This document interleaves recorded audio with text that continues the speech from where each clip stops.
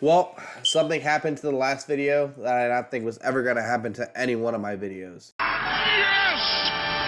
Yes! You're the sunflower. You're the sunflower.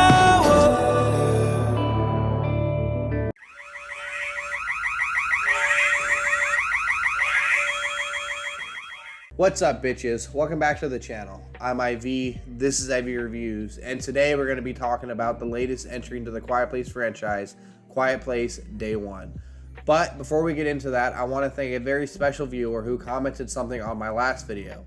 That user is rmayor66. Stupid ass fucking name. But what he had said was,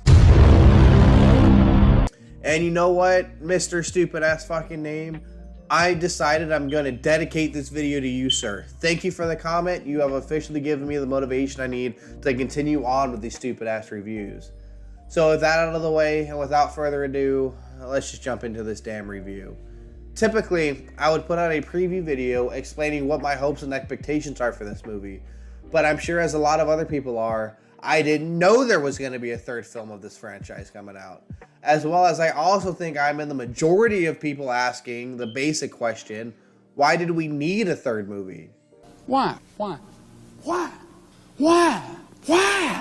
I have expressed my feelings towards many companies and their inability to make very proper and good sequels, and I still think that that's true to this day.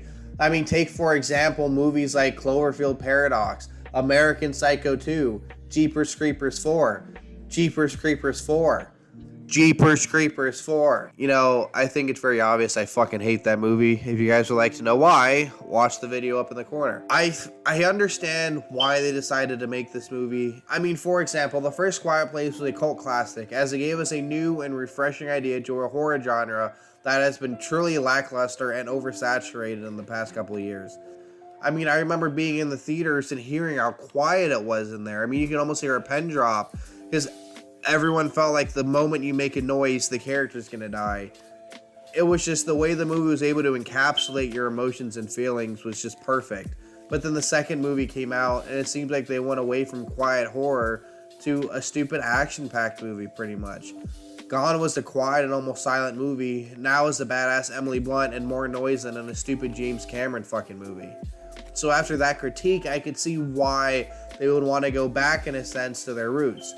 But to me, it felt like just a pure miss. One of my first issues with the movies is that John Krasinski is nowhere to be seen. He was not involved in the writing of the movie, the acting of the movie. He was not even involved in the directing of the movie. He only is listed as a small producing role in it. Why? I wouldn't go and see a Deadpool movie without fucking Ryan Reynolds in it. Why would I go and see a John Krasinski franchise without fucking John Krasinski in it? The pacing of the movie felt very slow. Like, honestly, it was so slow I fell asleep in the movie. I mean, sometimes the action would kick in and it'd be super badass. And I'm not saying it needed to be a full-blown action movie. We're not remaking Quiet Place 2. But when the movie was slow, it was slow.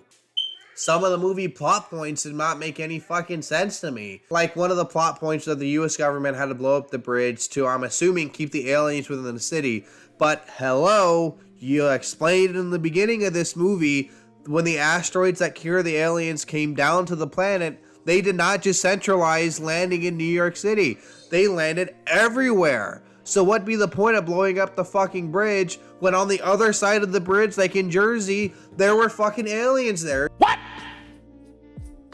What the fuck? The monster's sound sensitivity seemed off. Like in other movies, like if a pen was to drop, the monster would be there instantly to fucking attack it. But in this movie, characters got away with a lot more than they should have. And then, like, even the monster's reaction seemed slower than it should be. A terminally ill person was able to outrun a swarm of alien hunters that hate the sound of noise when John Krasinski fucking couldn't. Like, it's just stupid. It's just stupid. Now, even though it may sound like it, I'm not saying everything about this movie was bad. I think the story was shit, but the atmosphere and the environment was handled perfectly. I think the setting of New York City was a perfect setting, because you go from these very barren, farmland as in the first and kind of the second one, to a very dense urban area. I think was a brilliant idea.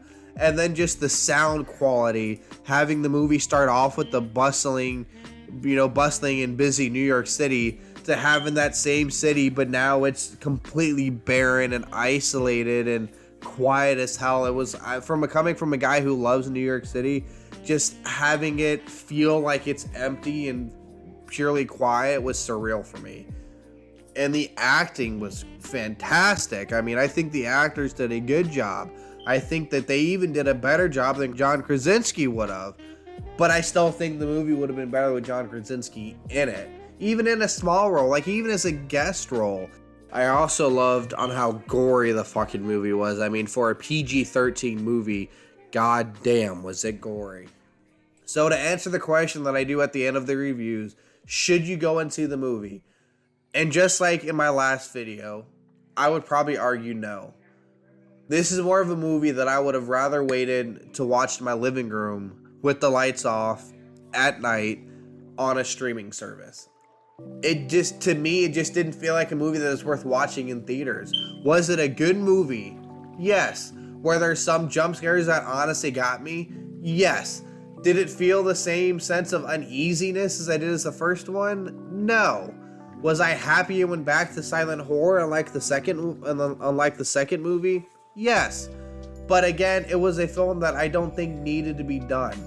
Maybe if John Krasinski would have had more of a creative role in it, then they would have been able to utilize a lot of the other aspects that made the first movie so fantastic.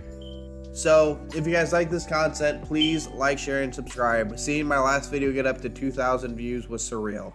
I never thought I would see that level of success. To some other channels, that is a bad day, but to us, I couldn't even sleep at night with how excited and happy I was. So thank you all for watching, and thank you RMayor66 with your stupid ass fucking name for giving me the motivation I need to continue making these shitty ass reviews. So thank you guys, and I will see y'all at the movies. And once again, and hopefully for the last fucking time, it will finally be a fucking better movie.